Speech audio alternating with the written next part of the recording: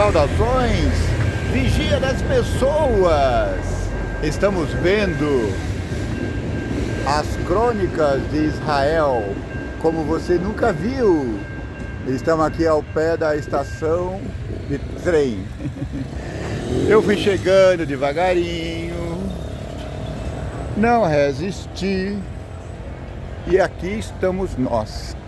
Agora vamos tentar passar nessa passagem de nível. Eu não sei por que eles chamam passagem de nível.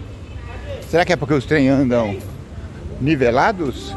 Um dia eu vou criar coragem e vou perguntar aqui. R$4 é a passagem. Ó, você passa aqui, aí tem essa pontezinha, do lado tem trem e de cá também. Só que você não pode parar aqui, porque aí o trem passa em cima de você. Então você tem que passar correndo. Eu não sei por que eles mantêm essa passagem de nível, mas talvez seja pela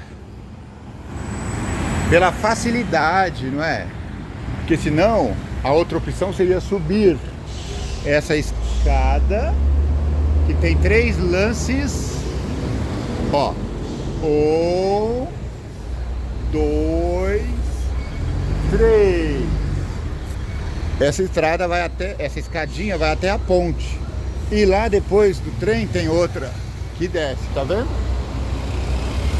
A municipalidade poderia simplesmente fechar a passagem de nível. Mas por tradição eles não fazem isso. Então a gente está aqui aguardando, vamos fazer um vídeo. A ambulância está pedindo licença para passar. Agora eu vou passar também. Olha eu transgredindo a lei aqui. Veja, as nossas ruas são tomadas dessas ciclovias onde as bikes passam de lá e pra cá. Ó que legal. O sino tá tocando de novo. Sinos da cidade. Tem um hino muito gostoso chamado Sinos. Em louvor ao nosso Deus. Não lembro mais, mas mais tarde eu vou procurar na internet. Muito bem, estamos aqui do outro lado da estrada de ferro. E vamos fazer o nosso vídeo de hoje. Ontem eu deixei uma marcação aqui. Será que tá aqui ainda?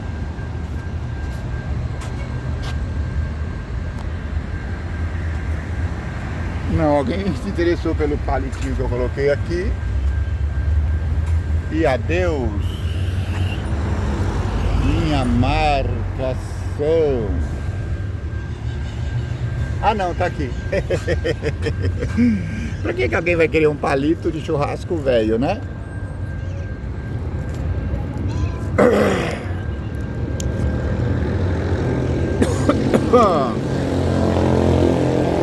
Muito bem, você está no canal Vigia das Pessoas. Nós acabamos de passar a passagem de nível. Ufa! É muito emocionante. A impressão que dá que o trem vai aparecer a qualquer momento. Eu fiz muito isso no passado. Só que agora a maioria das estações, essas passagens de nível estão bloqueadas e a pessoa tem que passar pela passarela. Não sei por que aqui continua ativado.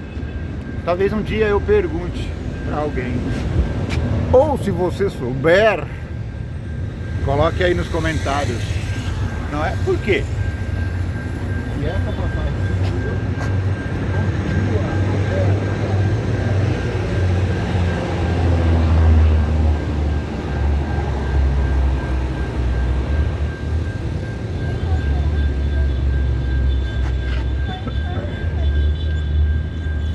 O silêncio momentâneo é que eu vim pegar a espada.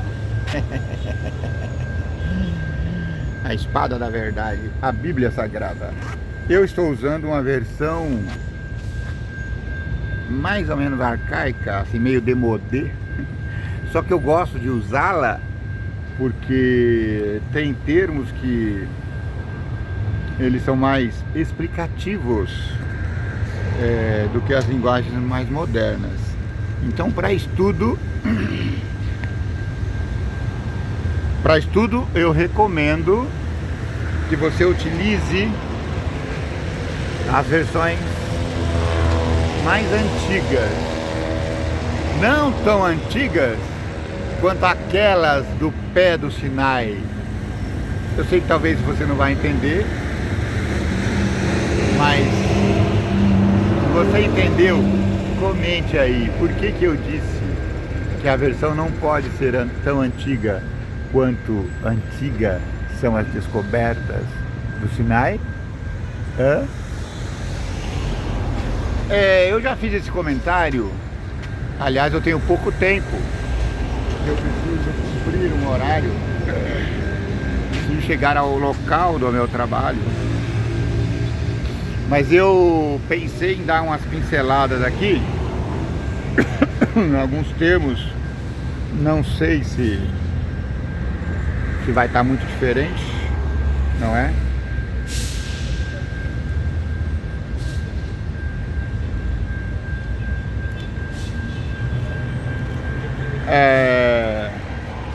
O capítulo 29 fala da oferta de Davi e do povo de Israel, dos príncipes,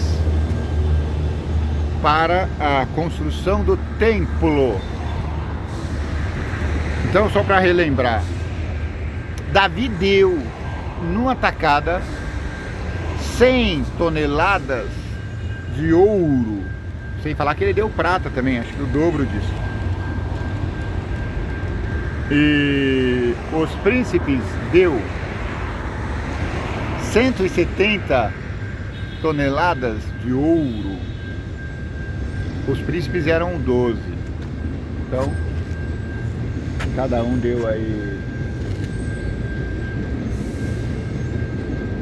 se fosse 120, cada um teria dado 10 toneladas. Mas como são 170,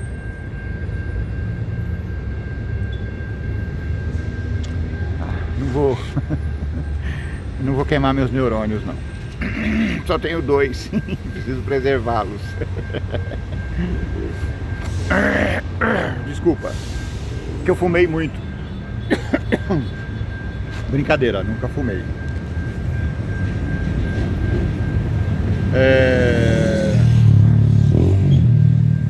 Eu não estou vendo aqui os valores. Então o chefe dos pais dos príncipes da tribo de Israel e os capitães dos militares e das centenas até os capitães deram para o serviço da casa de Deus 5.000 talentos. Não é essa aqui não. Tem uma oferta aqui que chega a 170 mil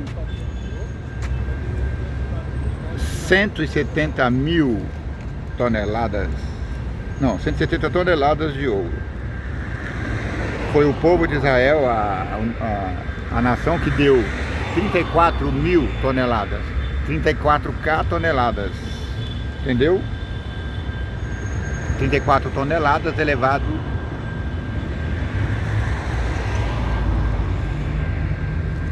a 10, 100 mil, elevado a 1.000? Ai, não sei, esquece isso.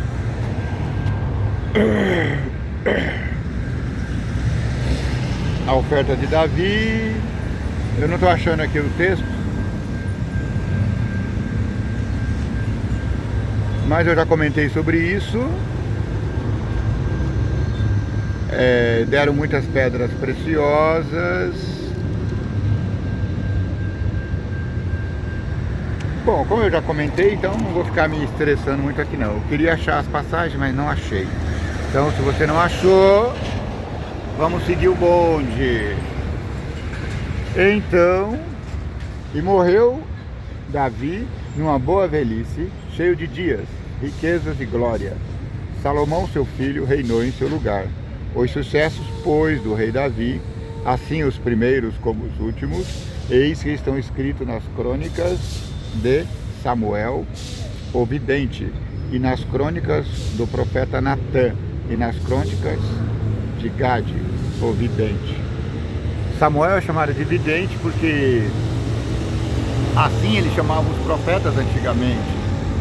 Samuel era profeta, vidente, era juiz e também era sacerdote. Ele fazia as ofertas ao Senhor. Muito bem, muito bem. Vamos emendar aqui o segundo livro de Crônicas. Olha, o segundo livro de Crônicas, que aqui na nossa história vai ganhar o capítulo número 11 ou 12, acho que 12. Ele emenda a mesma história. Não sei por que eles colocam primeiro livro e segundo livro. Se a história é a mesma, a linearidade é flagrante, é fragrante, as duas coisas.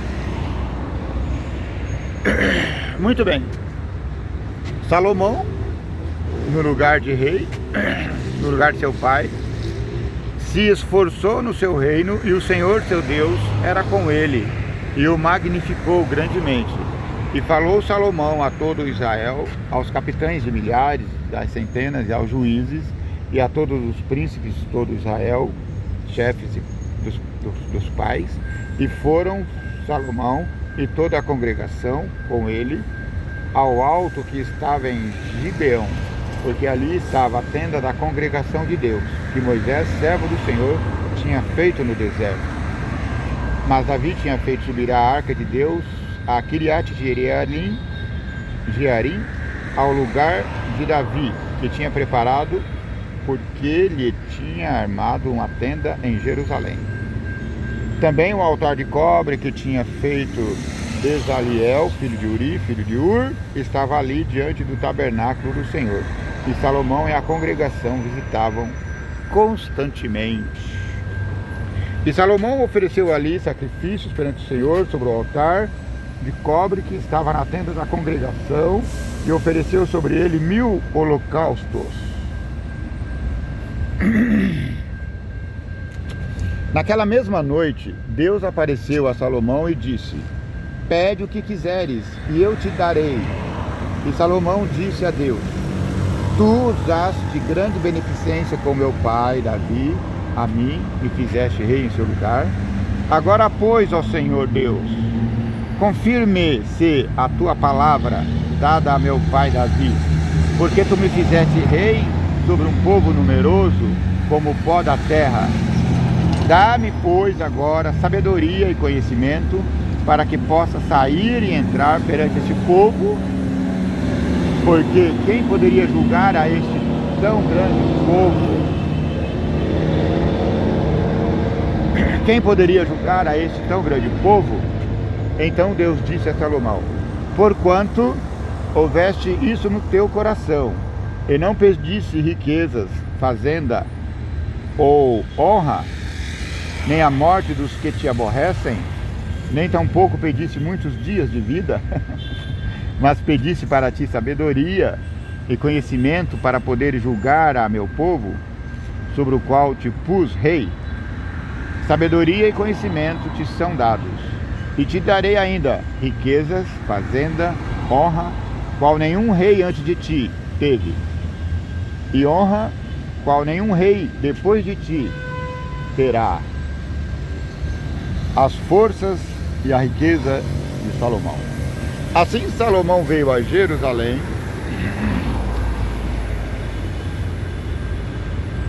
do alto que está em Gibeão, de diante da tenda da congregação, e reinou sobre Israel.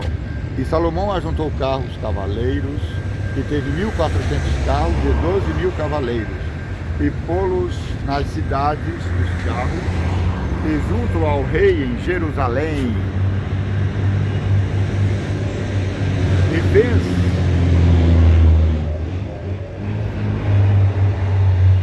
fez o rei que houvesse ouro e prata em Jerusalém, como pedras, e cedros em tanta abundância, como figueiras bravas que há pelas campinas.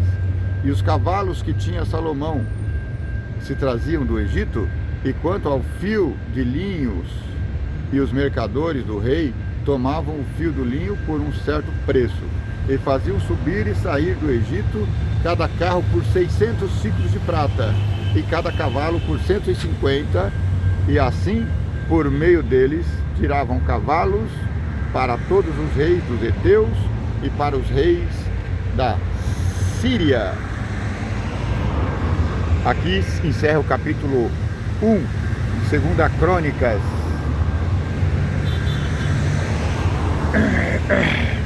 Desculpa. Ela começa fazendo a introdução do rei Salomão em seu reinado.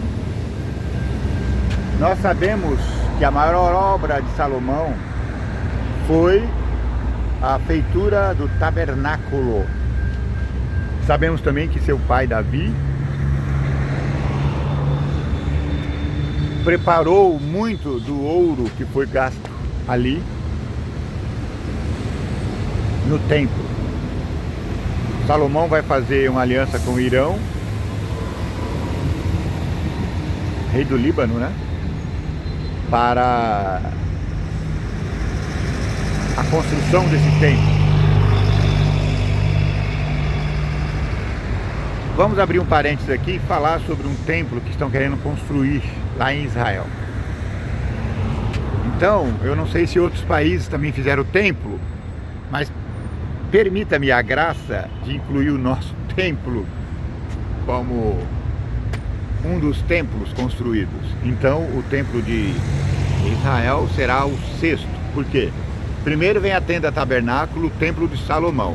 Depois o templo de Zorobabel. Depois o templo... Eu errei? Primeiro vem a tenda tabernáculo, o templo de Moisés. Depois o templo de Salomão. Depois o templo de Zorobabel. Depois o templo de Herodes, no qual Jesus habitou, onde Deus teve a sua presença corporalmente.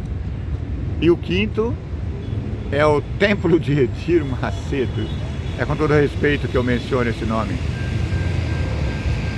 Porque se Deus não permitiu a Davi construir e permitiu ao líder da igreja aqui, da igreja evangélica aqui no Brasil, eu acho que a gente precisa contemporizar um pouco com isso. Então, depois do quinto templo, que é o aqui do Brasil, tem o sexto templo que está sendo construído em Israel. Eles querem construir um templo e querem retomar os sacrifícios.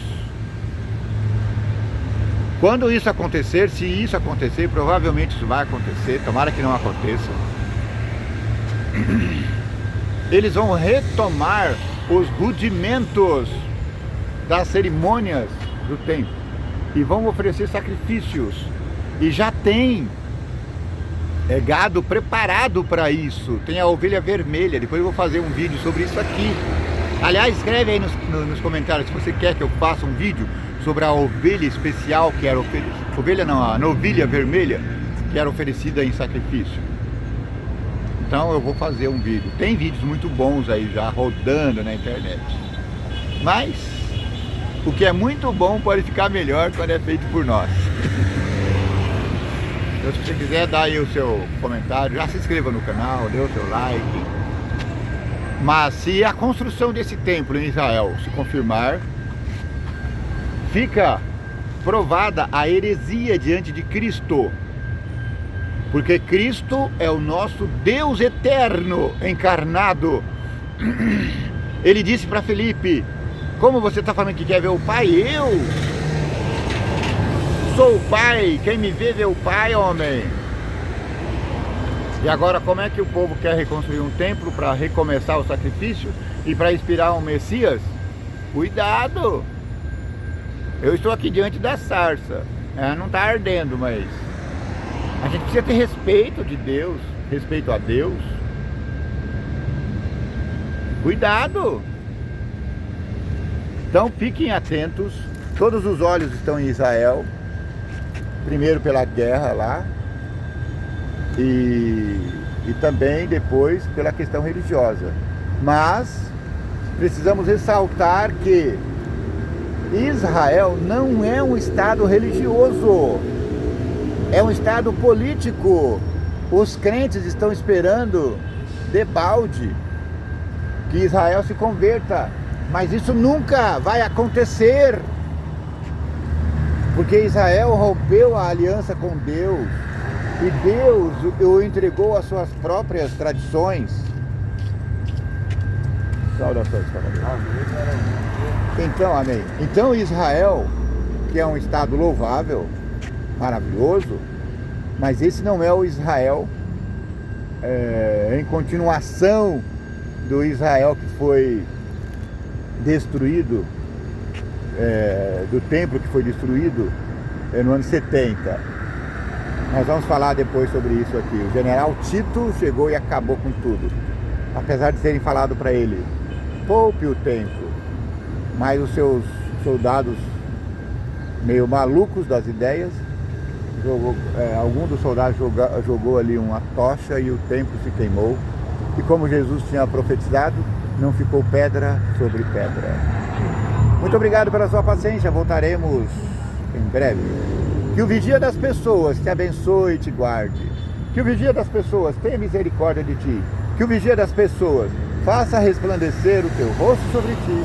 Que o vigia das pessoas te dê paz. Mas eu preciso sentir